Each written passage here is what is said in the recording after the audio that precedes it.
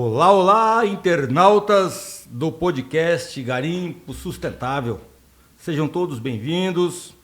Eu sou Josias da Silva, gestor do projeto Garimpo Sustentável, que em parceria com a Cordemato, Metamart e SEDEC vem desenvolvendo esse trabalho, de desenvolvimento, de levantamento de dados aqui no estado de Mato Grosso já há 3 anos. E o podcast é uma ferramenta onde a gente busca, tratar do tema, um tema complexo, de uma forma mais leve, mais tranquila. E para isso, a gente precisa sempre de conhecimentos, de pessoas que detêm informações importantes, atualizadas. E comigo, dividindo a bancada aqui, mais uma vez, a gente tem o maior prazer de apresentar aqui a doutora Nayara Boscoli, presidente da Comissão de Direito Minerário da OAB. Nayara, seja bem-vinda a mais um podcast, um prazer estar com você aqui hoje. Obrigada, sempre uma alegria dividir aqui essa bancada, ainda mais hoje com uma pessoa tão famosa. Rapaz. Olha, uma vez eu estive em Brasília, no Ministério de Minas e Energia, e eu ouvi muito bem de você, da sua cooperativa, Transita em Brasília demais, Não, hoje uma cooperativa mais famosa não é nem do Mato Grosso, é do Brasil. Olha que honra que nós estamos tendo aqui hoje. Quiçá do mundo, viu? Olha só, dividir essa mesa aqui contigo hoje. Então, seja muito bem-vindo a esse bate-papo aqui que nós fazemos. Exatamente, Nayara. É um prazer, uma pessoa que não mediu esforços, Há 3 anos, desde o início do projeto, quando a gente idealizou, a gente foi buscar pessoas que poderiam somar conosco e não perguntou por quê, quando, como, simplesmente falou, estou dentro, vamos nessa.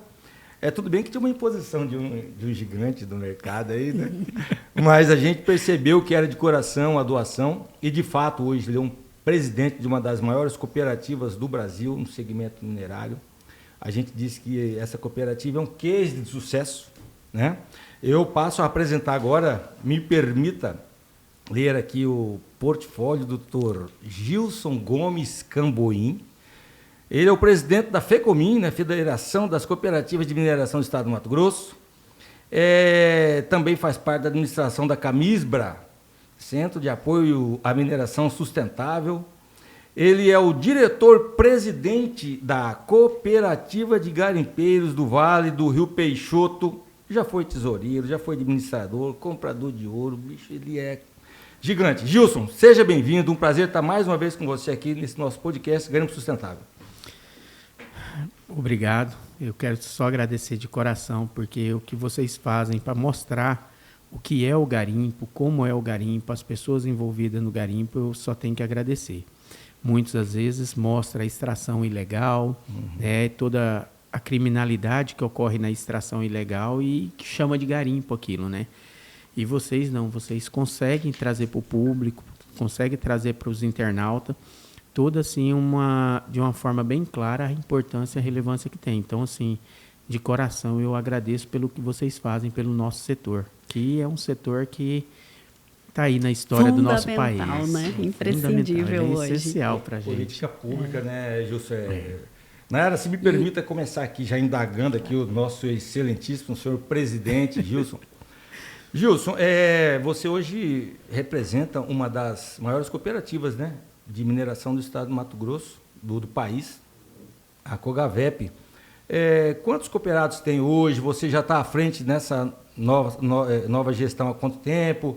Quais são as dificuldades que você tem enfrentado lá? Como é que está a COGAVEP neste exato momento? A COGAVEP ela é uma cooperativa que ela foi criada em dezembro de 2007. Atualmente ela está com cerca de 7.000 cooperados. Ela possui mais de 250 títulos minerários, possui aproximadamente umas 250 licenças ativas, também licenças de operação, que são as das frentes de lavra. Ela hoje está atuando em 8 municípios, que é Colíder, Nova Santa Helena, Terra Nova do Norte, Nova Guarita, Peixoto de Azevedo, Matupá, Guarantã e Novo Mundo. Então, assim, ela é a maior cooperativa hoje em atividades no país.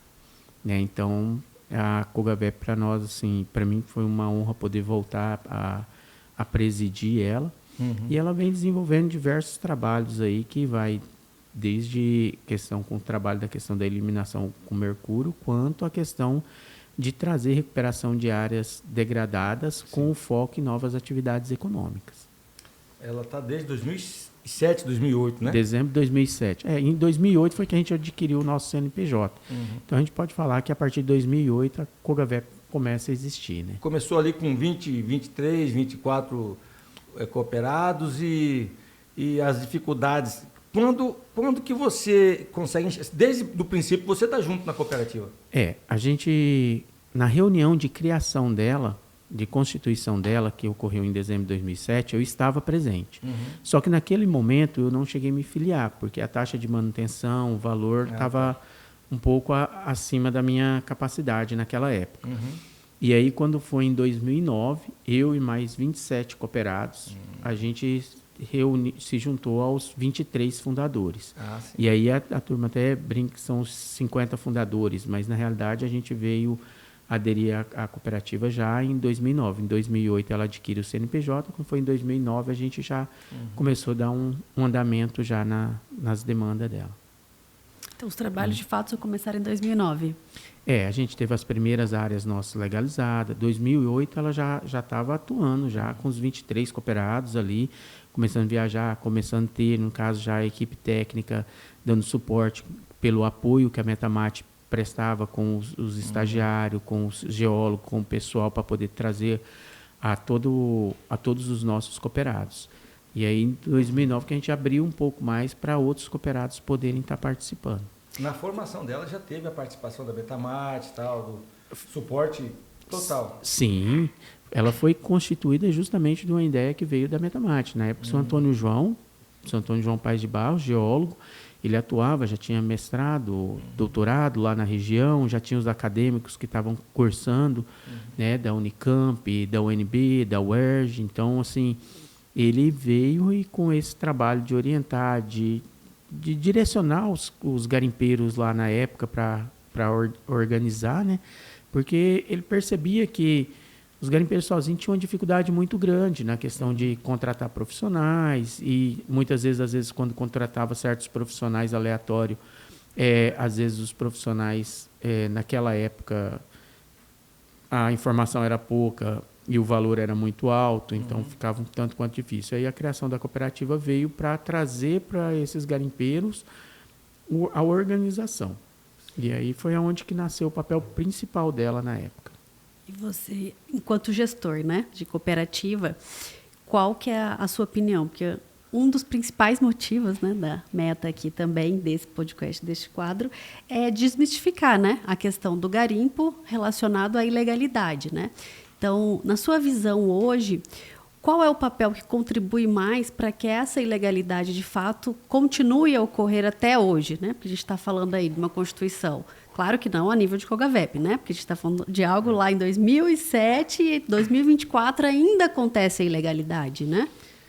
A questão maior, eu costumo dizer assim, se a gente analisar a legislação do segmento mineral, ela é uma legislação muito bem planejada.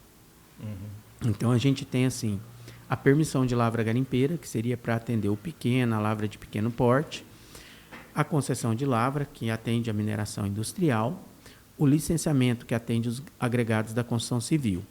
Ambos os títulos minerários necessitam dos seus licenciamentos ambientais compatível com cada atividade, com cada porte de lavra e tudo mais. O que eu vejo que às vezes ainda se depara com muita ilegalidade? Se tratando da questão da extração ilegal de bens minerais, é o sucateamento da Agência Nacional de Mineração. Ela tem um valor que é direcionado ao CEFEM, que infelizmente não é repassado conforme de fato é demandado a ser repassado para ela.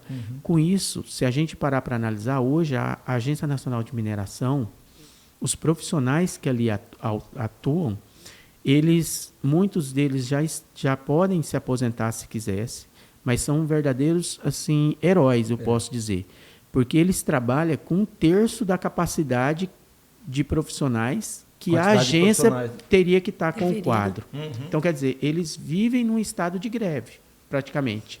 Né? Isso ocorre com muitos órgãos, né? Você vê um órgão que está faltando 2/3 do seu quadro de profissionais, e mesmo assim eles não deixam o setor parar, eles são os heróis. heróis. E é um setor de extrema relevância, porque sem a mineração você não tem segmento nenhum para existir. Nenhum. Então, assim, hoje o que eu vejo que a gente tem essa ilegalidade é, no caso, a carência que os órgãos têm.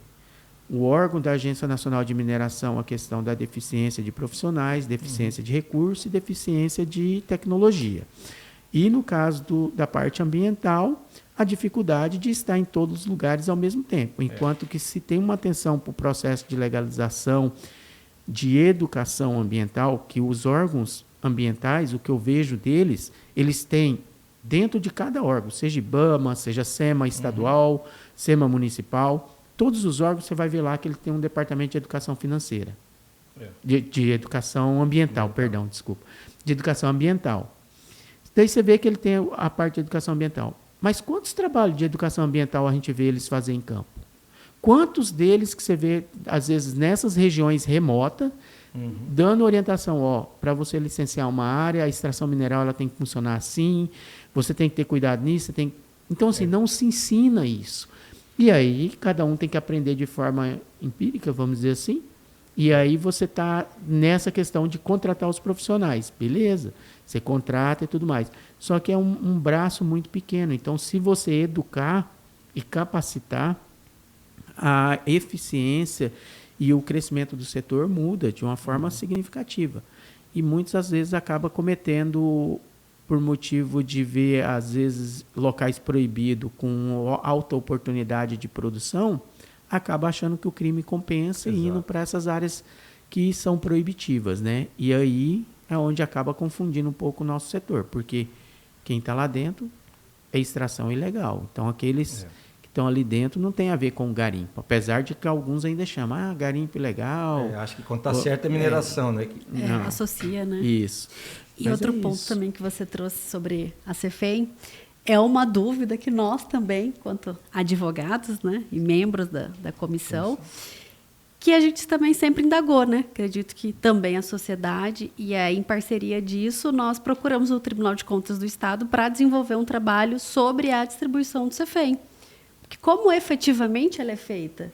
É algo que não tem publicidade sobre isso, né? A gente sabe o que a lei fala, né? As porcentagens que devem para o município, para o Estado, para a própria agência.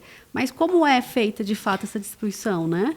Esse então, daí é um trabalho que a gente realmente está cobrando, né? via Tribunal de Contas, uma parceria, né? Com a AMM. A questão é o seguinte. Eu costumo dizer que os impostos da mineração é o imposto mais justo que qualquer governo conseguiu planejar até hoje. Porque a população ela é atendida primeiramente dentro dos municípios. É onde tem o custo maior, é onde precisa de maior estrutura e atenção. Então, vamos falar do CEFEM. O CEFEM, 60% vai para o município, do valor arrecadado. 15% ele vai para o que chama municípios impactados. E no caso de CEFEM proveniente do garimpo, geralmente não tem esses municípios impactados. A CEFEM vai para o município da extração, que é onde está ocorrendo a lavra, da produção, 60%. 15% que iria para esse município impactado, que não tem, aí ele vai para o Estado. O Estado ele já tem 15%, então nesse caso o Estado fica com 30%. E 10% vai para a União. Só que os 10% da União, aí ele divide Agência Nacional de Mineração, Centro de Tecnologia, Meio Ambiente, tem lá certinho a fatia de cada um desses segmentos. Então, assim, é um imposto que ele distribui proporcionalmente ao que cada um tem, né? Então, o Estado, o município, ele tem maior custo, ele tem maior atendimento à população, ele fica com a fatia maior. O Estado é intermediário. Se um município faz bem sua estrutura, faz bem todo seu atendimento à população local, para o Estado o custo se torna um pouco menor do que ele ter que investir em certas questões que já o município fez. E aí a União também nessa fatia para principalmente manter vivo o setor, para poder fiscalizar, para poder fazer o ordenar certinho esse contexto. Então, porque também os bens minerais são 100% cuidados pela União, né? São delegados a ele. Os municípios e o Estado, o máximo que pode fazer é convênio para ajudar na fiscalização. Mas a concessão, a permissão, tudo é feito pela União. Pela União. Gilson, na questão das cooperativas, a gente entende que a legislação, né? Você, para atender a ponta lá, atender lá o garimpeiro, o pequeno minerador lá que está tentando sair dessa irregularidade, dessa ilegalidade, a cooperativa é a forma mais célere, né? Pela cooperativa, ela é municiada constantemente de capacitações também para atender os seus cooperados. Por exemplo, aqui tem a OCB também, que é uma organização, né? Que, no caso, as cooperativas que são filiadas à OCB, elas recebem essas capacitações. Ou até mesmo a FEComim, né? A FEComim é uma federação também, né? Que tem essa função. Tocando nessa parte das cooperativas, aí é inevitável a gente não entrar nessa linha da OCB. Tá? Então, assim, a OCB é a organização das cooperativas. Então, a gente tem a OCB nacional e dentro de cada estado a gente tem as chamadas OCB estaduais. Quem que compõe a OCB? Todo o cooperativismo nacional, todo. Nosso cooperativismo de crédito, nosso cooperativismo de saúde, de educação, de transporte, nós do mineral. Então, assim, do trabalho, tudo que é cooperativa compõe a OCB. E aí a OCB ela tem o SESCOP, é chamado Sistema OCB porque ele compõe ela o SESCOP, que é o nosso serviço de aprendizado, igual tem SESC, SENAI, SEBRAE, tem o SESCOP, que é para o cooperativismo. A OCB, que é a parte nossa como da questão sindical, né? E tem a parte da CNCOP, que é a nossa confederação nacional para a parte de representatividade. Então, tudo isso vem somando nesse trabalho de apoio às cooperativas. Temos um portal chamado Capacita Coop. Dentro desse portal tem diversos cursos para EAD que são com certificado, que tem toda uma capacitação ali das mais diversas. Tem curso para conselheiro fiscal, tem curso para conselheiro de administração, tem sobre a questão da parte igual nossas cooperativas de crédito CPA.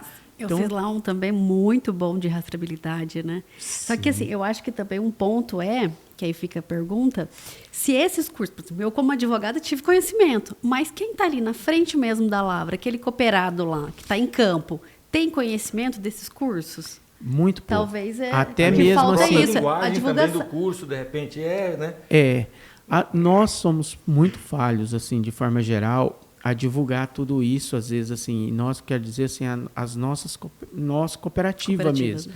Porque, às vezes, também, igual, lá a gente comunica, a gente informa, tem nas assembleias, coisa assim, mas muitas vezes a gente não gera algo dentro da cooperativa para cobrar o cooperado. Ô fulano, você está fazendo algum curso? Ô fulano, você está, quando vai filiar, às vezes gerar uma cartilha, gerar um panfletinho, algo para poder passar ali para ele, distribuir algo no WhatsApp. Exato. A Cogavep, atualmente, o que a gente está construindo lá na Cogavep? A gente está construindo hoje com a tecnologia, isso se torna um pouco mais prático.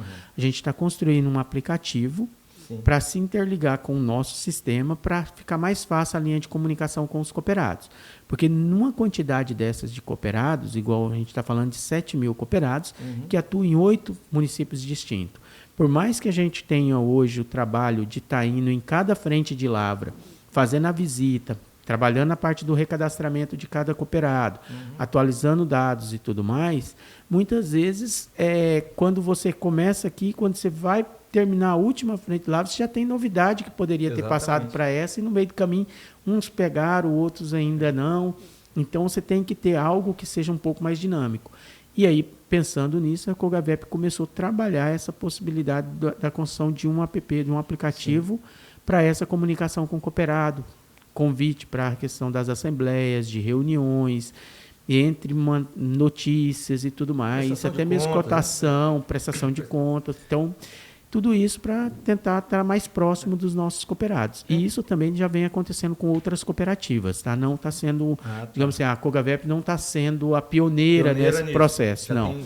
No estado do Pará, por exemplo, a gente tem cooperativas que já tem, dentro do próprio aplicativo dela, ela já tem um sistema de rastreabilidade, assim, que ela coloca informações que traz uma segurança a mais para o cooperado dela, para provar para o comprador que tem uma segurança na informação.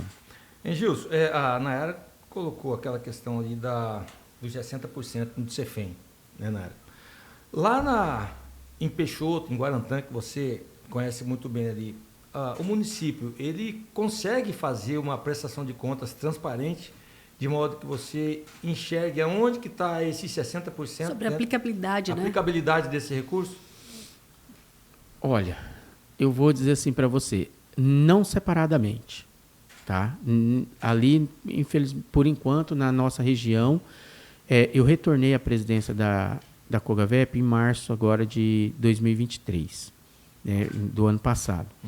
Então, assim, agora a gente já entrou em ano político, então a gente está esperando findar as questões de política e tudo mais. Com os novos prefeitos, a intenção é, de repente, a gente ter uma reunião, esclarecer para eles como é que funciona essa questão dessa arrecadação. Por quê? Porque essa receita cai na fonte 100.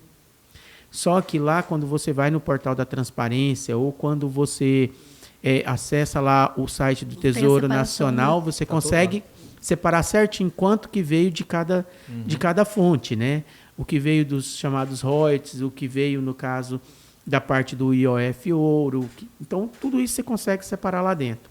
A ideia é que a gente consiga promover uma separação para que a sociedade entenda assim, essa estrada que dá acesso a tal região foi feito graças ao recurso proveniente da extração mineral. Porque na lei, a própria CEFEM tem algumas aplicabilidade, rubricas que né? pode ser pagas, outras coisas não. Né? Mas é que assim, esse tipo de recurso, Josias, ele praticamente é como se eu falasse mais ou menos assim, ele só não pode fazer pagamento da folha de pagamento.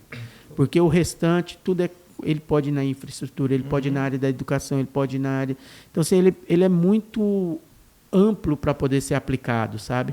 E aí muitos prefeitos aproveitam que esse recurso traz essa liberdade econômica, traz essa liberdade de aplicação e utiliza ele. E, de fato, assim, é para ser utilizado. Mesmo, né? Mas, assim, o que às vezes o setor vem cobrando em alguns locais, e é o que vocês estão promovendo, é que, assim, ele é um recurso que veio do setor, aplique em algo que fortaleça o setor. Exatamente. Eu vou falar. Aqui no nosso estado, nós temos jazida de manganês, que infelizmente está cubada, está aprovada, está de boa qualidade, mas não consegue ser explorada porque não tem logística para poder retirar. Entendeu? Então, questão de estrutura de ponte, questão de estrutura de estrada, questão... Né? Então, essas partes em si... Agora sim, nosso estado está passando por um processo de transformação, estruturação, igual lá próximo mesmo tem aquela ponte que está sendo construída no Telespires. Sim. Então está sendo melhorado, mas levou tempo para isso começar a acontecer. E aí é onde a gente vê assim, o recurso ele tem que ser aplicado naquela finalidade. O pessoal do agronegócio fez isso com o FETAB, né? Então, peraí, estamos recolhendo tanto de FETAB, queremos aplicado nisso. Então, é visível, né? Isso que a gente quer para o setor, né? Isso. Ferrogrão que isso que eu acho que precisa ser colocado na mineração. Fazer essa gestão de modo que a sociedade entenda as necessidades e contribua com sugestões, com ideias. Isso só acontece, Gilson, quando existe transparência realmente do montante que vem, do que se faz. A Cogavep mesmo é exemplo disso, né, Nayara? Ela começou a dar transparência, a mostrar a importância de todas as funções dentro da cooperativa. É automático a adesão, né? Agora, uma coisa que a gente estava falando anteriormente, e aí eu falei um pouco sobre a OCB, mas o nosso setor ele é muito carente de capacitação técnica. E aí, assim, igual a FEComim. Por quê? A gente tem a OCB, que trabalha toda a nossa parte institucional, que auxilia nós como instituições de cooperativa. Ela tem lá o PDGC, que é o Programa de Gestão programa de gestão das cooperativas, ela tem o PAGC, que é o programa assistido da gestão. Desde a criação, né? Até a gestão. Né? Isso. Tudo. Ela te auxilia em tudo isso que se refere à instituição como cooperativa. Só que tem a nossa parte técnica. E aí é onde a gente começa a criar a federação, é aí que vem apoio da Metamate, é aí que eu acho que o governo tem braço e capacidade para poder começar a auxiliar e usar parte do recurso do setor, que agora tem também a TFRM, né? Que é uma das mais altas do país aí, que a gente tanto... Ninguém quis, em momento nenhum, dizer assim, não, nós não queremos pagar essa taxa. Nunca foi isso, né? A questão é assim, a gente quer uma alíquota que seja justa, que não sacrifique tanto o setor. Mas vamos lá. Mas deu uma reduzida, né, no regulamento, na última aí. Deu uma reduzida, sim. Mas mesmo assim ainda pesa um pouco, porque nós estamos falando do ouro ativo financeiro.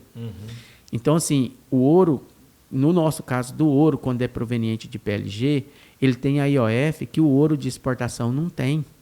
Então, fica pesado para nós que somos garimpeiros, nós não podemos vender o ouro para exportação.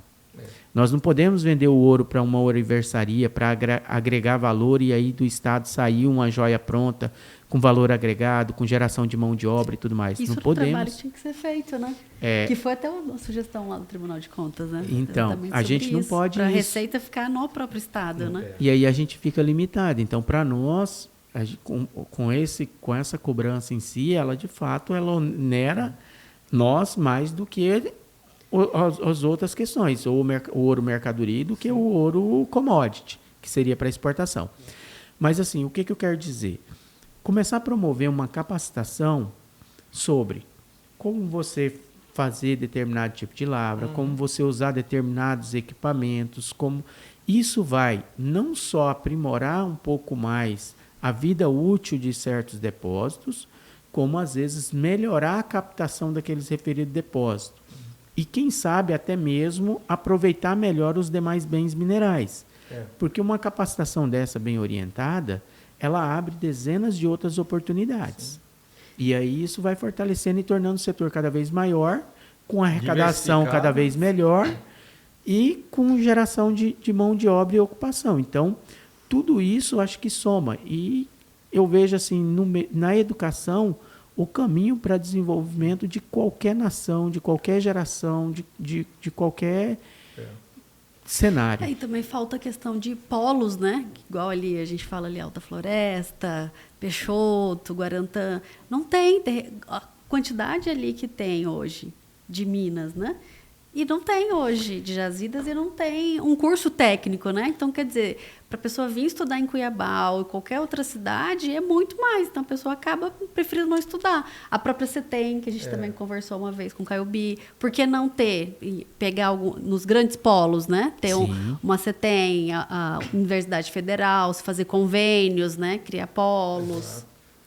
A escola técnica também, fazer cursos técnicos. O Garimpo Sustentável, junto com a Metamate, começou a definir as nossas províncias, as nossas regiões tradicionais garimpeiras. Aquilo ali, para o governo do Estado criar políticas públicas para essas regiões, seria formidável, porque é algo que iria, no caso, fortalecer a afinidade daquela região. A gente pode, no caso, igual hoje a COGAVEP está fazendo já um planejamento para a questão do polo de artesanato mineral, né? Que daí, no caso, é para poder trabalhar com jovens e adolescentes, igual foi feito no projeto Luz do Amanhã, lá que teve, né, no período passado e que devido à pandemia foi encerrado e agora a gente pretende retomar ele de novo. Então, você começa a despertar nessa população mais nova, nos jovens e adolescentes, ou quem sabe até mesmo as mulheres, que às vezes os maridos saem para a questão da atividade garimpeira, ela possa ter uma atividade ali residencial e tudo mais, e ela poder desenvolver essa questão do artesanato mineral. Então, às vezes, a questão da lapidação, a questão de fazer esses artesanatos, fomenta uma nova atividade econômica, gera uma ocupação para esses jovens e adolescentes, tirando eles, no caso, da vulnerabilidade, da criminalidade e tudo mais. Então, é um trabalho que políticas públicas para essas regiões tradicionais de garimpo ficaria muito prática com a efetivação e o reconhecimento do Estado dessas comunidades. Gilson, você percebe que teve mudanças, porque você transita nesse mercado mineral há muito tempo, né? Pelo menos uns 40, 50 anos já, Gilson está aí nesse mundo aí. Nessa gestão, em relação a outras, você percebe que há um horizonte a ser atingido? Obviamente que tem muita coisa sendo feita, né? Mas você percebe que tem muito a se fazer, principalmente nessas regiões que têm essas características minerais, que ainda hoje, né, mesmo sabendo que o recurso, a receita das cooperativas, esse dinheiro fica ali na comunidade, fica para fomentar ali a própria região, diferente de outras commodities que vão para fora, né? A região fica ali.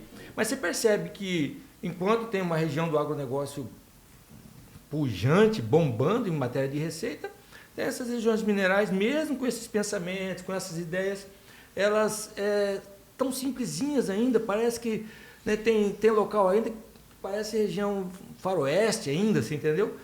O que precisa realmente de efetivação para que a gente consiga mudar esse cenário aí? Josias, quando a gente vai lidar com um ser humano, nós estamos falando de mudança cultural. E a longo prazo, né? Igualzinho você falou, tem comunidades e você rodou, você conheceu. A gente tira ali perto de você, a União do Norte, tem lugar ali que não tem saneamento básico. Então, e assim, essas regiões, se você teve lá no garimpo do Juruena, sim, o Estado muitas vezes não tem braço para poder atender e levar lá. Não é que ele não consegue, né? Quem faz isso é o próprio setor. Uhum. E é um setor que ele não tem linhas de crédito para fazer isso. Ele só faz com recurso próprio. Então, ele demanda de fazer o processo de extração, de reinvestir para aprimorar as técnicas que ele está tirando e, ao mesmo tempo, trazer um apoio naquela comunidade onde ele está exercendo. É o próprio setor que faz isso. Uhum. Avançou? Sim, muito. Tivemos centenas de mudanças, não vou dizer dezenas não, foi centenas de mudanças, centenas de aprimoramento. Eu vejo o horizonte de mudanças demais. Tem muita coisa ainda que a gente pode aprimorar, tem muita coisa que vai melhorar. Você quer ver uma questão? O Mato Grosso, por muitos e muitos anos, ele foi líder na produção de diamante, principalmente o município de Juína, produzindo diamante. Hoje em dia, está meio que, vamos dizer, pouco assistido o nosso garimpo de gemas. A questão da certificação Kimberley, várias de nossas cooperativas possuem essa certificação, esse trabalho. Diamantes de alta qualidade, igual vocês rodaram e conheceram, Poxorel, Guiratinga, Alto Paraguai, entre outros municípios, diamante industrial, lá a região de Juína, com volume de produção significativo. Então, quando você começa a olhar essa potencialidade, igual algumas regiões, tem filões de ametista, tem que praticamente a gente não escutava falar isso dentro do Mato Grosso. Hoje em dia, com essa questão dos estudos, esse trabalho que a Metamate começa agora com novas máquinas, equipamentos, modernizando, está com a sonda, está com IP, está com drone lá, né? com drone, né? Então, toda essa questão em si soma muito para esse reconhecimento, para esse desenvolvimento. Então, o setor vai avançar muito, vai melhorar muito.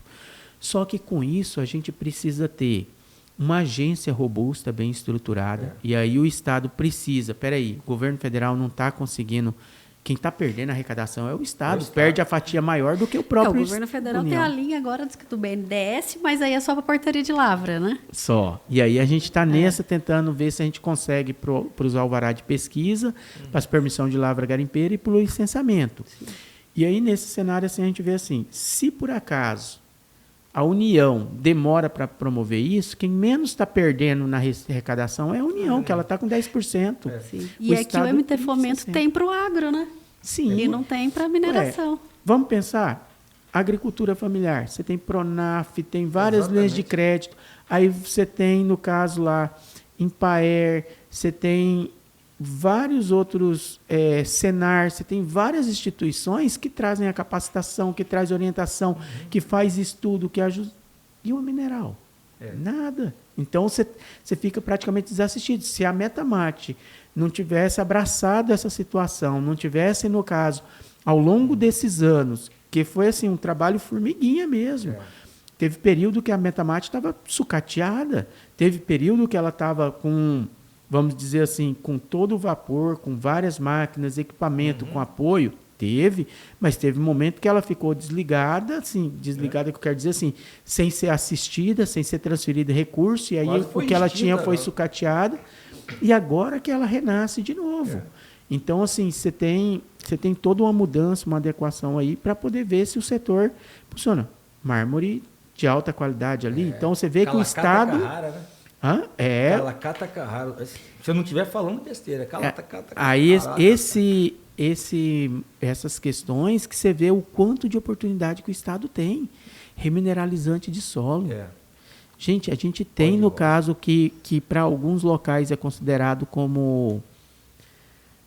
Eles falam rejeito. Eu não gosto de usar essa palavra porque rejeito é algo que você já não vai estar utilizando, mas eu vejo que todos os... E tem a questão do reaproveitamento, né? Que é da tinta, dos vasos, material para construção... Tudo, eu acho assim, o segmento mineral, para todo ele, você consegue dar utilidade. No nosso caso lá mesmo, quando a gente faz a extração do garimpo, você separa material orgânico, que é a camada de solo, até o material estéril você separa, porque você vai usar no fechamento da cava, e lavra aquele mineral, o material que está mineralizado, tira o ouro, volta ele para o fundo da cava, volta o material estéril, cobre com a camada de solo orgânico novamente, a área está regenerada. Alguns cooperados nossos até complementam com material proveniente esterco de gado e tudo mais, e ali fica uma área, em alguns locais, com a vegetação até mais, como é que se diz assim, com melhor eficiência, porque ele renovou a terra.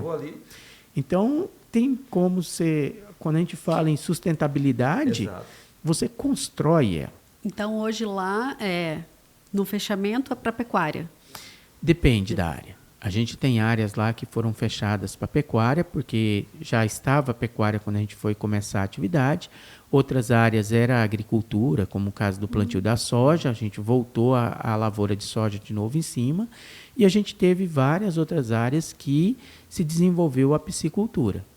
Porque aí alguns às vezes até olham assim, mas... piscicultura e o mercúrio. Vou trazer esse vilão para o palco aqui que a gente não estava tocando nela. Mas é importante. Mas aí você tem assim, o mercúrio, quando utilizado, ele é utilizado na central de amalgamação.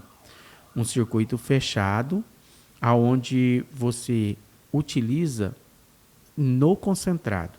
Então, lá na frente de lavra, você vai usar somente os recursos da lavra, ou seja, você vai abrir aquela frente de lavra, ela vai gerar água ali que você vai trabalhar com o jato, com o processamento ali do material e vai passar por uma caixa. A caixa, ela em alguns casos, agora ela está sendo de metálica e você prende o carpete, tudinho com a grelha ali e aí o material vai escorrer, o ouro, como é mais pesado, vai assentar nesse carpete, vai ficar no carpete, depois você tira esse carpete, bate ele num tambor, ou seja, lava ele num tambor para ele soltar todo o material que está nele, e esse tambor você leva para esse local.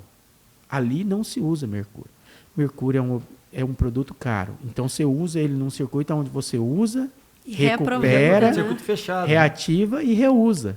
Porque ele custa caro. Você precisa reduzir o custo. Hoje em dia, a margem é muito apertada. O preço do ouro está bom? Tá bom. Subiu, graças a Deus, ele ajustou, para que desse condições de muitas frentes de lavra viabilizar. Então, assim... Gilson, você está dizendo aí, então, na própria cava não se usa mercúrio. Exatamente. Né? Isso é importante deixar claro, né? É importantíssimo isso que você está dizendo, porque a pessoa leiga, né?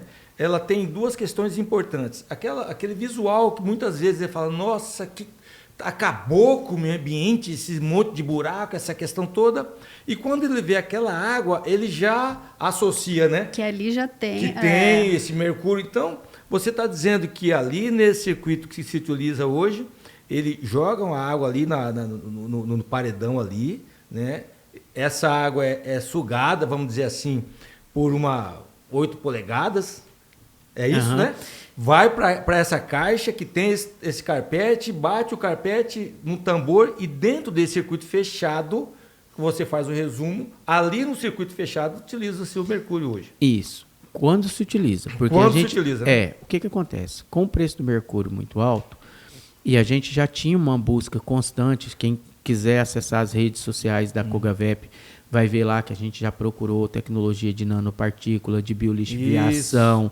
Estamos financiando, ajudando numa parceria o projeto do pau de balsa, entre tantas outras alternativas para poder substituir o mercúrio. Por que a gente busca essas alternativas? Por causa do custo, igual a gente falou, para a questão da parte da eficiência, praticidade e agilidade. Então, nesse contexto, hoje em dia a gente já tem cooperado que está usando processos mecânicos, que é o caso da mesa vibratória. Então eu já tenho alguns cooperados que estão fazendo esses testes, que estão fazendo a própria cooperativa em parceria com... Você tem uma mesa lá em teste? Isso. A Aço Máquinas é uma indústria mato-grossense. Hamilton, grande abraço, doutor Hamilton, amigo nosso. Vou fazer uma propaganda para ele aqui. Passa lá. O Hamilton, ele foi um parceiro que eu tenho muito que agradecer ele. Com toda essa questão, ele forneceu hoje uma mesa vibratória, deve estar aí na faixa dos seus de 140 a 160 mil reais.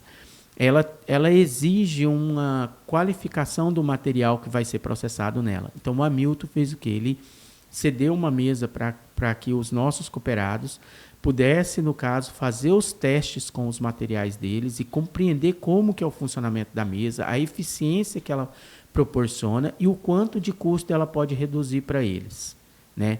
Então, a gente tem lá uma mesa à disposição dos cooperados para poder eles processar o material deles sem custo ali na chácara lá da cooperativa, onde a gente tem diversos trabalhos lá para atendimento dos cooperados. E aí isso é o que está mudando um pouco a questão da cultura.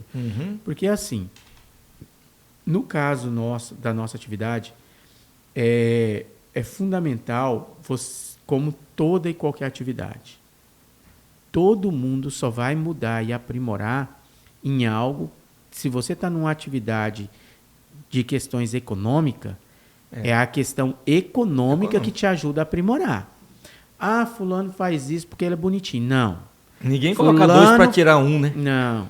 Aí tem aquela questão assim, por que o trabalho de recuperação, ele tem um custo altíssimo. Mas por que ele é feito? Ele é feito porque compensa você recuperar. Compensa como? Compensa por causa da questão que você obteve a licença. Então, você já tem uma obrigatoriedade ali, você tem um compromisso. Compensa porque aquela propriedade tem uma valorização maior do que ela degradada. Compensa porque você passa a ter, eu como cooperado, se eu arrendei a sua propriedade e eu faço um trabalho conforme o que eu propus no meu processo de licenciamento, aí eu fui e fiz o trabalho na sua propriedade. O Josias viu que eu fiz um trabalho bem feito na sua propriedade. Ô, Jus, tem aqui a minha propriedade, você quer trabalhar? Então, abre oportunidades. Então, tem vários fatores que trazem benefícios, são maiores o benefício de um trabalho bem realizado, por mais que ele tenha um custo elevado, então, um custo-benefício que se torna viável. O uso do mercúrio é da mesma forma. Então, eu tenho que ter, no caso, os cooperados começam a entender que usar a mesa vibratória é mais barata do que usar o mercúrio, que vai, no caso, trazer viabilidade econômica para ele usar a mesa vibratória do que ficar comprando mercúrio ou ficar usando.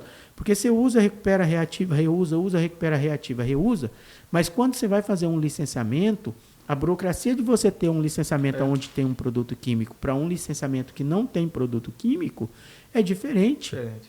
Assim como também a questão das exigências, porque você tem que construir a central ali com uma certa distância de qualquer recurso hídrico, de qualquer questão de alojamento e refeitório. A água não pode ter contato com nada. O isolamento tem que ser muito bem realizado. Então, isso te gera custo, isso te gera exigência, isso te gera acompanhamentos, os relatórios, quando você vai fechar essa lavra, a destinação desse material. Então, tudo isso vai somando que, para quem faz conta, faz diferença. Volto a refrisar, tá? Tudo isso que a gente está falando, nós estamos falando de garimpo, atividade garimpeira. Título minerário, permissão de lavra garimpeira e licença ambiental. Não me compara com extração ilegal, porque os métodos operantes deles são diferentes. Exatamente. E aí, Josias, vem um contexto também que eu quero ressaltar aqui quando se fala de mercúrio. Uma coisa é eu chegar no estado do Goiás, ou em qualquer outro estado fora do nosso bioma amazônico, coletar uma amostra de solo, ou coletar uma amostra de vegetação, de algumas questões, e fazer uma análise de mercúrio nela.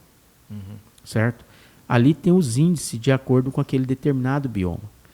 O bioma amazônico, ele já possui nele um índice diferente de mercúrio do que os outros, mas um mercúrio natural dele. Da natureza mesmo. Então, assim, é um contexto de um cenário diferente. Então, não tem como você comparar, às vezes, o bioma amazônico com outro bioma, igual o Cerrado. O Cerrado possui particularidades que você não encontra. Então, cada bioma nosso tem as suas particularidades. Então, assim, a gente trabalha nessa questão da qualidade do meio ambiente. A gente trabalha medindo a parte da recuperação, a parte dos cuidados com o mercúrio em circuito fechado e tudo mais. Mas esse trabalho, ele é feito hoje via FECOMIN ou não? Esse é um trabalho COGAVEP? Esse trabalho ele é feito com todas as cooperativas. A FECOMIN ela tem desenvolvido, tem trabalhado a interlocução com os órgãos, ela tem feito, no caso, o trabalho de comunicação entre algumas cooperativas. Ela tem feito, assim, vamos dizer assim, ela é a parte técnica, a representação técnica das cooperativas. Mas cada cooperativa tem o seu trabalho sendo desenvolvido internamente na cooperativa. A Cooperalfa, a Comipaz, a Cogavep, a Cooper Poconé, a Compel, entre várias outras cooperativas dentro do nosso estado, todas elas têm esses trabalhos, e inclusive a SEMA, ela faz todo o acompanhamento, quando ela vai licenciar um empreendimento, ela faz todo esse acompanhamento da central de amalgamação, de como que está sendo feito todo esse trabalho. Gilson, tem um estudo, geralmente fala, né, na PLG não é obrigatório o fechamento de mina, né, o EIA-RIMA. Não, é coisa distinta. O que eles falam é assim, a PLG não é obrigado a ter o EIA-RIMA, tá?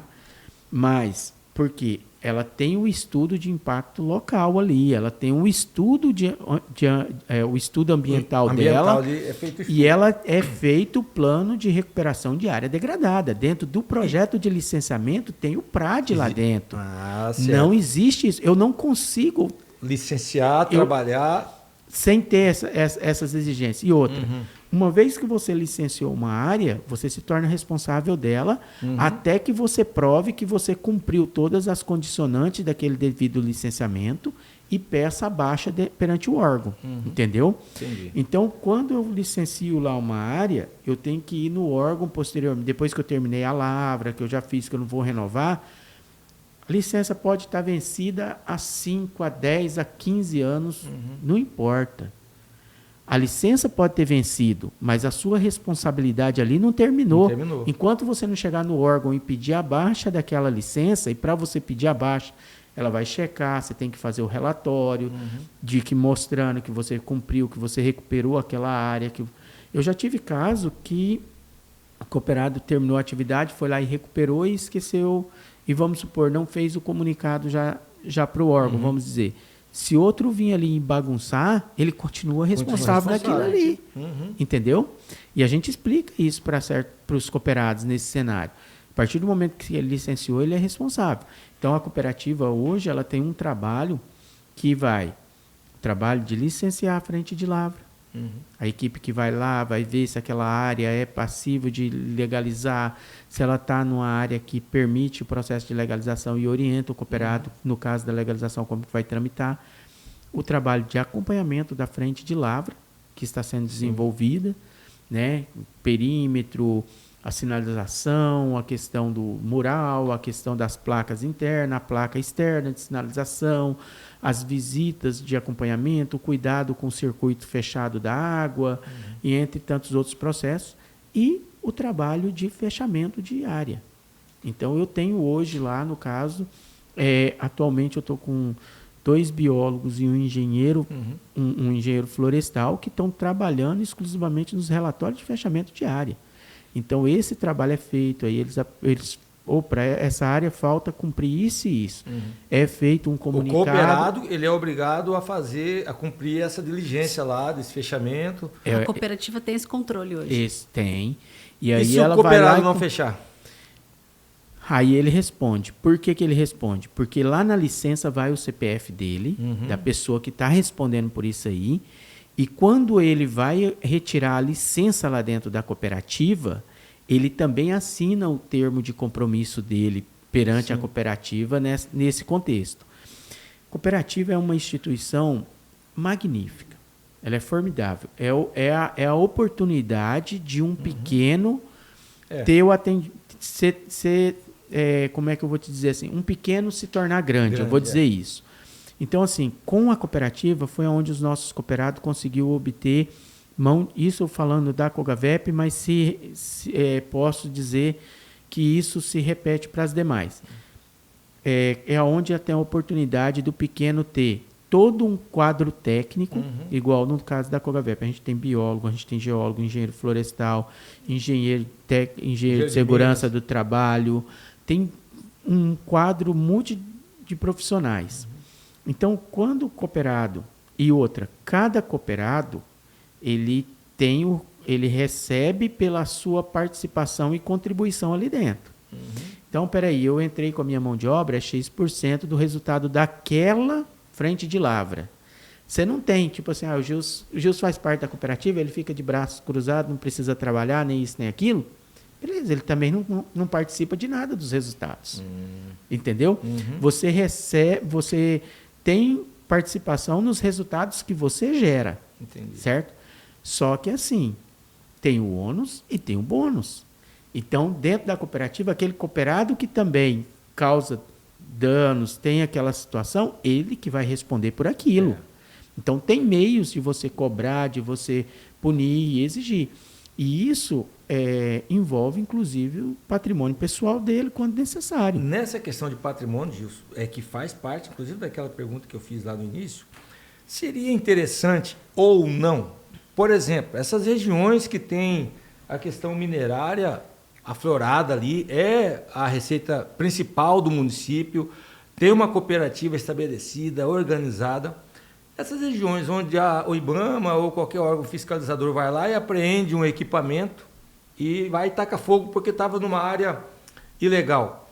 Seria interessante esse equipamento ficar à disposição dessa cooperativa que, em parceria com o município, desenvolver esse trabalho, usar os cooperados, ou é apenas despesa, o cooperado realmente tem que, como é o CPF dele que está ali também, ele tem que realmente fazer esse fechamento?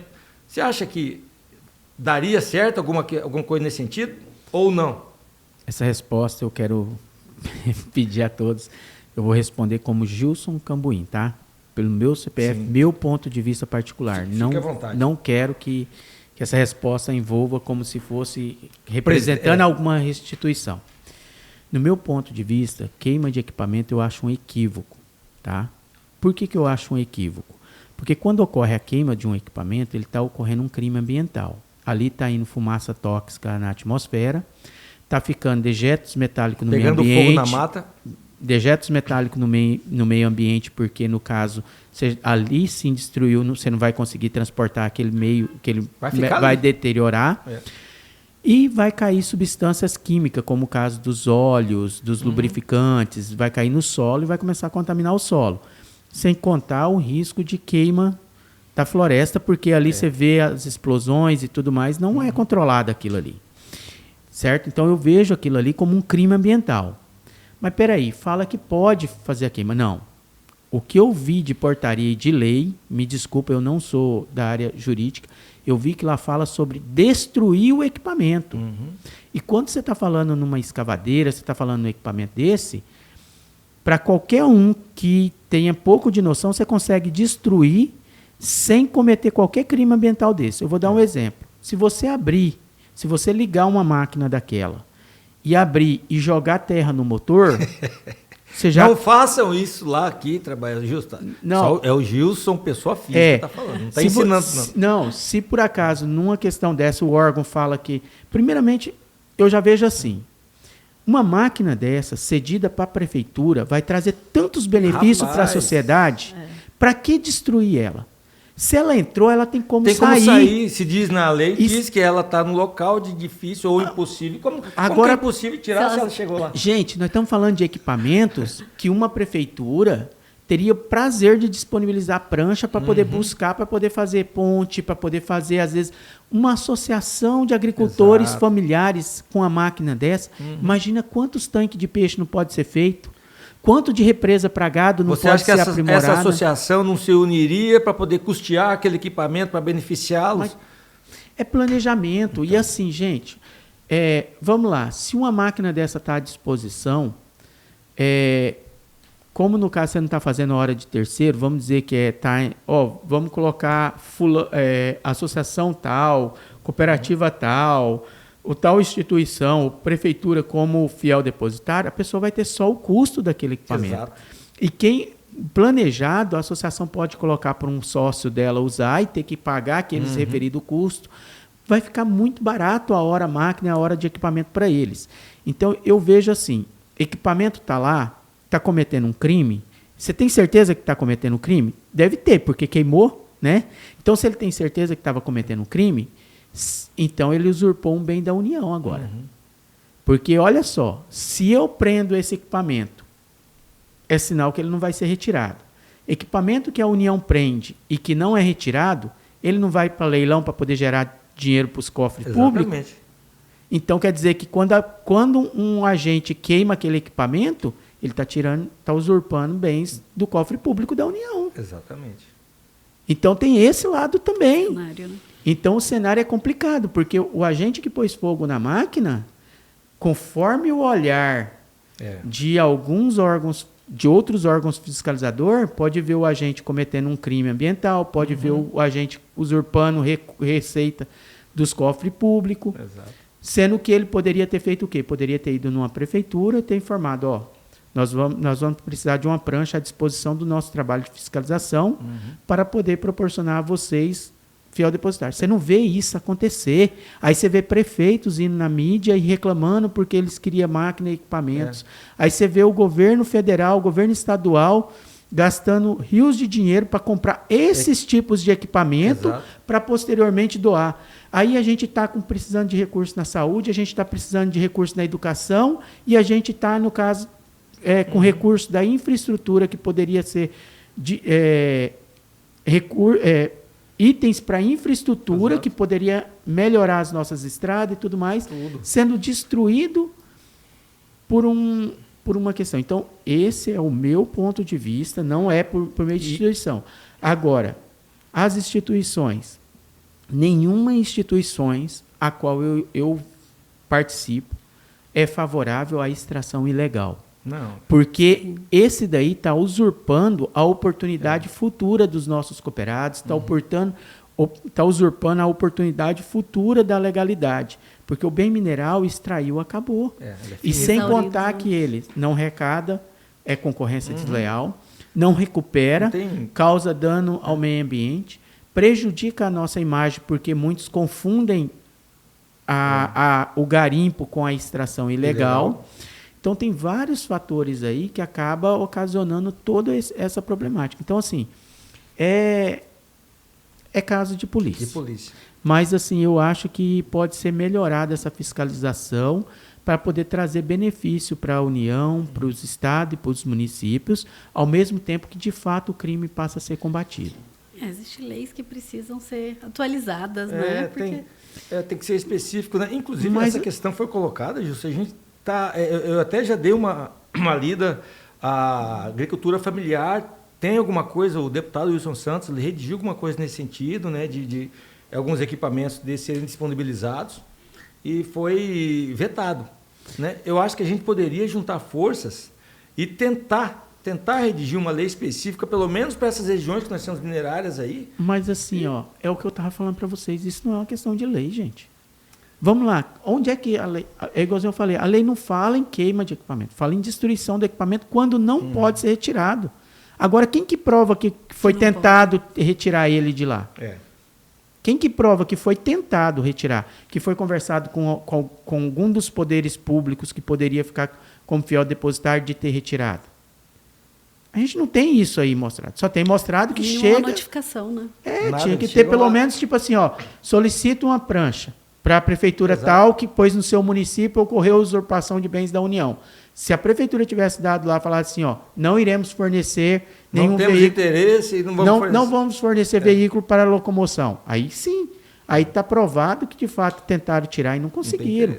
Mas até então ninguém tem isso. Ou tem? Se tem, eu não estou sabendo. Por isso que eu falei, eu quero responder como Gils, porque tem muitas coisas que acontecem que às vezes a gente não sabe o contexto. Né? Então, assim, por isso que...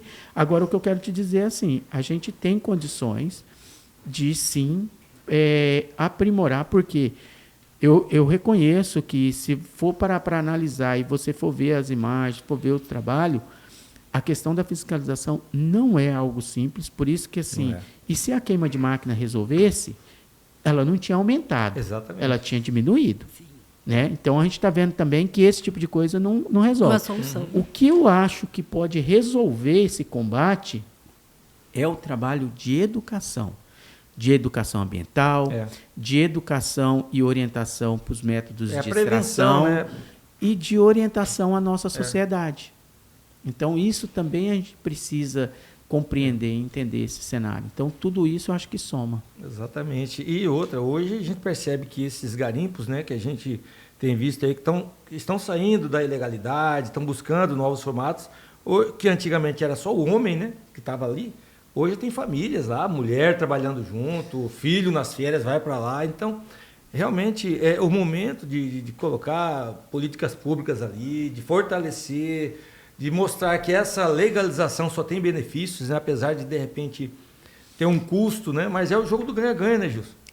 Josias, você tocou num assunto agora que mexe muitas vezes com a gente, no sentido assim. A extração mineral, ela é uma das poucas atividades que ela tem uma questão que se chama rigidez locacional. Ou seja, ela acontece aonde está, ponto. Não é igual a pecuária, eu posso pegar o meu gado, criar aqui no sítio, ou posso criar 2 sítios dali daquela propriedade. Posso vender minha propriedade, comprar uma outra e transportar meu gado, criar lá. Ou minha lavoura de soja, plantar os grãos aqui ou ali. Mas a jazida não. O bem mineral ele está ali e ali pronto. E se você parar para observar, ele ocorre em regiões remotas. Em locais, igual a gente estava falando numa certa altura, que às vezes o braço do Estado não alcança para poder trazer saneamento, para trazer educação, para proporcionar. E aí o próprio setor acaba fazendo isso. Então, se a gente aprimorar essas condições para esses mineradores, e eu falo assim que a atividade garimpeira, ela traz para... Ela é uma atividade tão nobre que enquanto vários setores estão falando de inclusão, estão falando de todo esse cenário, ela não causa distinção. Ela não causa... Estão querendo incluir, ela não exclui ninguém. Essa que é o gostoso. E aí, quando você falou assim, ó, famílias estão lá e tudo mais, a gente viveu algumas décadas atrás o inchaço das capitais, os inchaços das cidades e tudo mais. E a atividade garimpeira, ela dá oportunidade para todo mundo. Então, assim, você viajou, você andou, você viu gente de 60, 70 anos, está lá firme, trabalhando, atuando lá dentro e não tem aposentadoria. Concorda comigo? Sim. Você viu isso lá dentro. Você assistiu. Então, assim, você vê que se essa pessoa tivesse no perímetro urbano ou tivesse buscado trabalhar, mesmo que fosse num outro setor industrial, que fosse num outro segmento, aonde que ele teria essa oportunidade? Carteira assinada vai aceitar isso? Qual a empresa que contrata, às vezes, uma pessoa de 70, 80 anos, 60 anos, 55, 50 já está começando a ficar, opa, eu não vou porque daqui para frente e tal. Então, assim, a atividade garimpeira, ela não exclui ninguém. E assim, você sabe desenvolver, tem a vaga ali dentro, eles não perguntam, não quer ver qual é a sua cor, não pergunta qual é a sua religião, qual é seu sexo, nem nada. Você está ali dentro, você tendo a oportunidade de você desenvolver um bom trabalho, teve um bom relacionamento ali de convívio, porque o interessante é que ela se torna praticamente uma família. Exatamente. Os colegas que estão ali trabalhando é uma família, um cuidando do outro. E com isso, a família que está ali vamos dizer, nas proximidades, nas comunidades ali assim, passa a ter assim, vamos dizer assim, um orgulho de viver naquele lugar. Você também conheceu muita gente que estava num determinado lugar. Vamos lá, você vai falar de Garimpo do Juruena, vai falar lá de Aripuanã, vai falar de regiões tradicionais de Peixoto de Azevedo. Gente, tem pessoas que têm prazer de estar ali dentro do garimpo, que muitas vezes eles não vieram ainda na capital do estado. Estão ali o tempo todo, praticamente.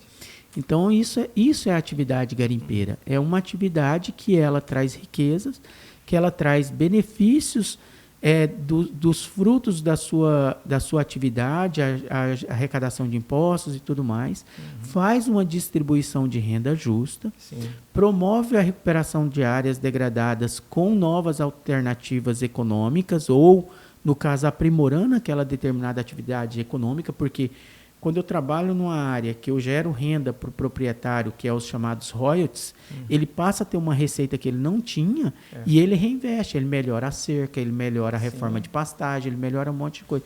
Então, assim, é uma atividade que ela é muito nobre. Na década de 80 mesmo, muitos dos assentados lá que vieram, os brasiguais, que foram assentados lá na região norte, foi graças à atividade garimpeira que eles conseguiram colocar o pão na mesa, foram aprimorando e melhorando suas propriedades. Porque senão eles estavam lá... Tinha voltado já. Tinha voltado. Nara, acho que é isso, né? Nós teríamos aqui temas e assuntos para muito tempo, né, Gilson? Porque realmente é um tema gostoso de vocês conversar, principalmente quando tem uma pessoa tipo o Gilson que passa mais tempo fora de casa do que em casa, né?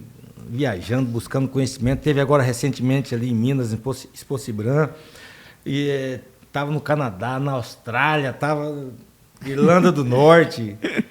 A gente teve a oportunidade, em novembro do ano passado, a gente esteve em Genebra, na Suíça, né? Lá na ONU. Olha aí. Mostrando e apresentando um pouco o nosso cooperativismo mineral. Que a questão é o seguinte, a exportação para o mercado lá fora, com a mídia mostrando, falando de garimpo ilegal, para o mercado lá fora, às vezes eles não entendem que atividade garimpeira é uma coisa, extração ilegal é outra. Aí quando alguém pega e associa o nome de garimpo na extração ilegal, lá fora passa a entender achando que o garimpo é aquela extração ilegal.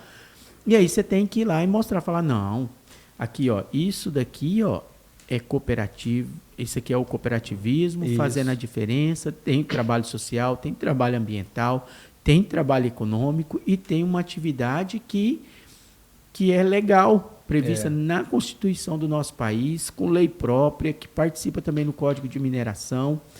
Então, tudo isso soma. E a gente teve a oportunidade de estar lá, depois nós tivemos também na Filipinas esse ano para poder tratar justamente da pequena mineração. Na Suíça tinha mais de 80 países envolvidos nesse trabalho e na Filipinas nós estávamos em 20 e poucos países, quase 30 países, tratando da pequena mineração. E o mercúrio foi um dos assuntos abordados, foi um dos assuntos que a gente foi tratado nisso. Então, é de extrema importância que a gente dê visibilidade a esses profissionais do garimpo, a essa atividade que muito tem contribuído. Nossa capital aqui nasceu graças ao garimpo. Graças ao ouro, né? E esse compartilhamento de conhecimentos, nessa troca de informações, principalmente quando se faz presente, você leva a verdade, né? Que é o importante. De repente a imagem lá está sendo deturpada, ou o que vende, infelizmente, muitas vezes é o que não presta, né? O que é ruim, a ilegalidade, tacando fogo.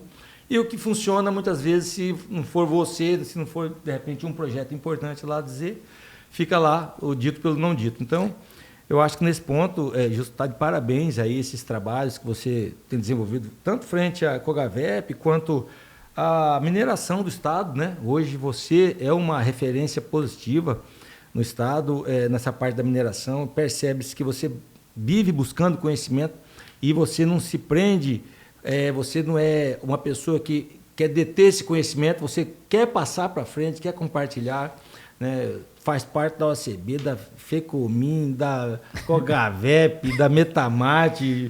Não então, para. Não para, né? Não para. Semana passada, eu achei que de Minas ele tinha vindo para casa, não, ele foi para Foz do Iguaçu, hoje já está em Cuiabá. Então, o trabalho é esse, né? Eu acho que realmente, se fosse fácil, nós teríamos aí um monte de gente fazendo essa dificuldade que eu acho que faz com que tenha gosto, né? E que não pare, né, Gilson? Eu quero deixar uma mensagem para todos que o crime não compensa. Uhum. E para quem está na extração mineral, vai se tornar cada vez pior. Por quê? Pior. Hoje em dia os órgãos têm tecnologia de imagem satélite bem atualizada. Isso é ótimo porque tempo real. Às vezes quando já começar avanço, já né? vai. Isso é excelente. Nossa SEMA aqui eu acho que é uma das que é destaque, eu acho, a nível Brasil em questão de tecnologia, de aprimoramento. Parabéns a toda a secretaria, a todos os profissionais que lá atuam. Em questão de movimentação financeira, então está ficando a questão da rastreabilidade, então movimentação por meios bancários, o dinheiro em espécie vai dificultar cada vez mais. Tanto de quem vende quanto de quem compra. Isso, então isso também vai melhorar muito, né? Vai poder a gente dar uma transparência maior para quem pretende comprar nossa produção lá fora. Tem a questão dos municípios que estão se aprimorando, que estão, no caso, já trabalhando também as suas secretarias para isso, então vai ficar mais próximo do que de fato está acontecendo. E o setor ampliando o conhecimento e ajudando a combater esse crime para não prejudicar mais a imagem do que já vem prejudicando, né? Então, essa concorrência desleal. Então, assim, para nós é gratificante estar na atividade e a gente sabe que tem muitos aí fazendo e se esforçando cada vez mais pelo setor, é o que motiva a gente a estar aí unido, a estar podendo somar. A gente vai ter aí, né? Eu vou fazer um merchan separado aqui agora. A gente vai ter aqui no nosso estado agora, em novembro, né? Início de novembro, a Expo Minério. Então, assim, é de extrema importância o setor estar participando, o setor estar junto, contribuindo com esses avanços, com esses conhecimentos. A própria OAB, né, quase não tinha visão para essa questão da legislação mineral e tudo mais. Hoje em dia tem um trabalho dinâmico, trazendo palestrantes, trazendo cursos para a área jurídica. Vai ter um encontro agora, né, daqui a uns dias, né? Então, isso tudo, para nós, é muito gratificante, porque é assim que o agronegócio se desenvolveu, é assim que os outros setores foram ficando cada vez mais conhecidos. Foi mostrando, foi, no caso, trazendo para cada segmento o que é aquela atividade, né? Então, a OAB traz curso, capacita certinho e orienta todos os seus associados. O setor mineral é assim que funciona. E o governo do estado começa a trabalhar algo nesse incentivo também, fortalecendo o Metamate, fortalecendo a SEDEC, fortalecendo lá a coordenadoria de mineração lá dentro da SEMA, para que possa, no caso, trazer. Aí isso atrai investimento, olha a Nexa, o quanto contribuiu com a região de Aripuanã, quantas outras mineradoras aqui do setor industrial. E o mais importante, garimpo e a mineração industrial não se conflitam. Eles se somam e assim juntos eles trazem, no caso, um crescimento na região onde está inserida. Porque quando você fala de garimpo, você fala da população local. Então, como que vai falar mal de um garimpo? Você está falando mal da população local. Sim. Né? Principalmente no nosso estado. Mas é isso aí, Jesus. Olha, então, Gilson, a gente só tem a agradecer. Nayara, suas considerações. Muito obrigada aqui por esse bate-papo, porque a gente, quando fala de mineração, né, uma atividade que é essencial, né, para a nossa sobrevivência, para o desenvolvimento de outras indústrias, né? É sempre muito importante esse espaço. E também a gente fala sobre multidisciplinaridade. Então, foi bem como você colocou aqui, né? É uma atuação de advogados, quando envolve a OAB, é atuação de geólogos, de engenheiros florestais, engenheiros de minas. E aí, o importante que eu sempre vejo é o quê? É uma atuação em conjunto, né? Cada um tem a sua competência dada a sua própria profissão. Então, eu sempre brinco isso. Geólogo é campo. É claro que nós, como advogados, às vezes também estamos em campo, mas para somar, não é para ninguém, né? E aí é uma das pautas que a gente também briga há algum tempo, né? Que não é para usurpar a competência de ninguém. É sobre a questão da sustentação oral em Brasília, que vocês técnicos, tá? Que nos ouvem, fazem muito bem. Mas sustentação oral é uma prerrogativa de nós, advogados. Então, estamos aqui justamente para a gente promover justamente essa união, porque um precisa do outro, é um trabalho em conjunto para que o setor realmente venha a se desenvolver, o que todos nós trabalhamos no setor, queremos que ocorra cada vez mais esse desenvolvimento, né, da atividade, principalmente no nosso estado, é claro, né? É o jogo do ganha-ganha, como né? mato-grossense, a gente quer sempre somar mais onde a gente é a nossa origem, né? Gilson, tem algo que a gente deixou aí para trás? Você queira aí as suas considerações aí? Josias, quando a gente fala do que a gente ama, né? Se você falar se a gente ficar aqui 10 horas, a gente vai ter assunto e vai uma E acontece o Gilson sair, mandar o WhatsApp, rapaz, olha, não devia ter falado. Não, mas assim, eu só quero agradecer o trabalho, parabenizar vocês e toda a equipe da Cor de Mato. Aqui a gente tem os bastidores aqui, né, que promove, o Marquito, a Eliane, traz toda essa questão. Quero parabenizar cada um de vocês. Porque, assim, graças a esse trabalho que o setor vai, como se diz, assim, vai se sentindo motivado, né? Porque problemas eu acho que todo o setor tem. A gente está vendo aí o agro passando por a questão da moratória da soja, entre outros. Então, todo setor tem as suas dificuldades, tem os seus problemas. O nosso um pouco mais, ou às vezes, quem sabe, em pouco tempo seja um pouco menos. Mas a gente está aí, eu acho que para somar e todo mundo contribuindo. Perfeito. E eu tenho que agradecer mesmo de coração, porque esse trabalho da comunicação, de levar isso, não apenas, a gente costuma dizer que a gente fala muito para nós mesmos, né? Então nós fazemos evento igual a Exposibran, estava lá um monte de pessoas, mas do setor. Mesmo segmento, setor ali. Então assim, é esse trabalho aqui que a comunicação faz, né? De levar, né? De expor, né? Então a gente está tendo uma comunicação mais aberta, teve lá a Exposibran. Aí tinha toda a área de comunicação que agora vai fazer esse trabalho de levar a sociedade, levar, no caso, a classe para a academia, para vários outros locais, essas informações de tudo que foi debatido lá. E vocês podendo trazer aqui cada profissional do segmento e debater isso, para nós é muito gratificante. Meu muito obrigado de coração. E desculpa ter prolongado aí no tempo. Que isso, você já é sócio do programa. Você manda, o tempo é todo seu, Gilson. Você fala isso, tem gente que acredita. Mas é verdade, de coração, o Gilson é um amigo que a gente conquistou, espero que a recíproca também ocorra. E é importante a gente ter essas pessoas, né, Nayara? Quando a gente trata, não é a nossa especialidade, pelo menos a minha, então a gente está no segmento totalmente como leigo, aprendendo todo dia. E é justamente essa ideia, a gente, de repente, mostrar para a sociedade que nós, que não somos exímios conhecedores, a gente consegue debater, consegue colocar a sugestão, uma ideia, e, de repente, pelo fato de estar meio que à margem, consegue dar sugestões que resolva, de repente, um problema. É essa a ideia, né? A gente trazer para cá pessoas que realmente queiram debater, queiram achar soluções. E a Cor de Mato, ela tem esse perfil, né? O Johnny, tanto quanto o Joey, são pessoas que estão aí com muita vontade de fazer com que o segmento realmente aconteça, vivam um momento especial, né? Por isso a gente idealizou esse projeto lá em 2021, junto com o Antônio João, né? Em parceria ali com a Metamate, em parceria com a própria SEDEC, né? Que hoje a SEDEC avançou bastante nesse segmento, né? Tem um olhar todo carinhoso para o segmento minerário. Então, eu acho que é o momento da gente fazer diferente, né? Fazer a diferença, na verdade. E esse espaço é justamente para isso, desmistificar, né?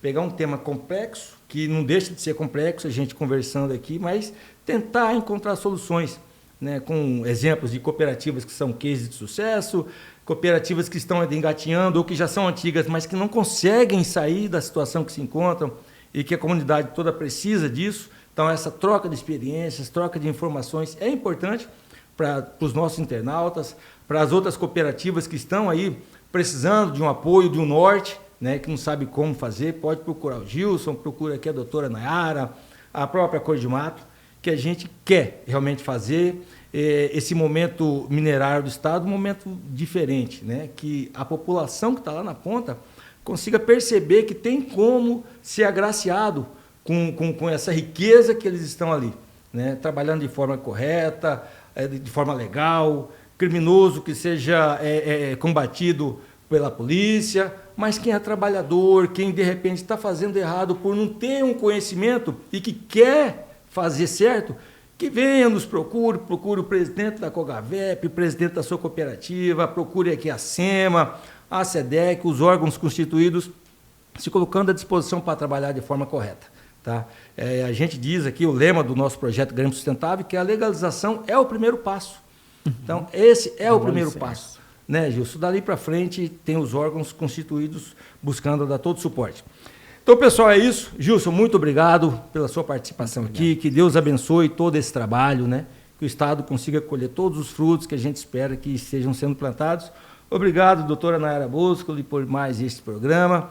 Eu reforço que o projeto Garimpo Sustentável é um projeto que foi idealizado pela Cor de Mato, Central das Organizações do Estado de Mato Grosso, que tem o seu fundador, o Johnny Everson, cofundador do Dr. Joey.